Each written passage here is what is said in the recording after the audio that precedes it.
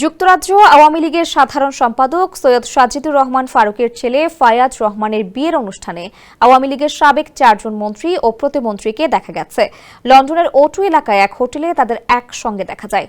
বিয়েতে অংশ নেন আওয়ামী লীগের যুগ্ম সাধারণ সম্পাদক ও সাবেক পররাষ্ট্রমন্ত্রী হাসান মাহমুদ, সভাপতিমণ্ডলীর সদস্য ও সাবেক মৎস্য ও প্রাণী সম্পদ মন্ত্রী আব্দুর রহমান, সাবেক নৌ পরিবহন প্রতিমন্ত্রী খালিদ মাহমুদ চৌধুরী, সিলেট জেলা আওয়ামী লীগের সভাপতি ও সাবেক প্রবাসী কল্যাণ ও বৈদেশিক কর্মসংস্থান বিষয়ক প্রতিমন্ত্রী শফিকুর রহমান চৌধুরী, সিলেট 3 আসনের সাবেক সংসদ সদস্য হাবিবুর রহমান হাবিবও এই বিয়ের অনুষ্ঠানে উপস্থিত ছিলেন।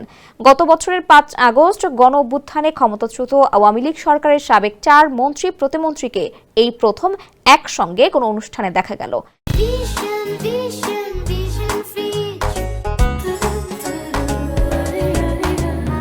এর আগে গত বছরের 8 ডিসেম্বর লন্ডনে শেখ হাসিনার ভার্চুয়াল সমাবেশে প্রথমবারের মতো প্রকাশ্যে দেখা যায় সভাপতি মণ্ডলীর সদস্য ও সাবেক মন্ত্রী আব্দুর রহমান এবং সিলেট জেলা আওয়ামী লীগের সভাপতি শফিকুর রহমান চৌধুরীকে।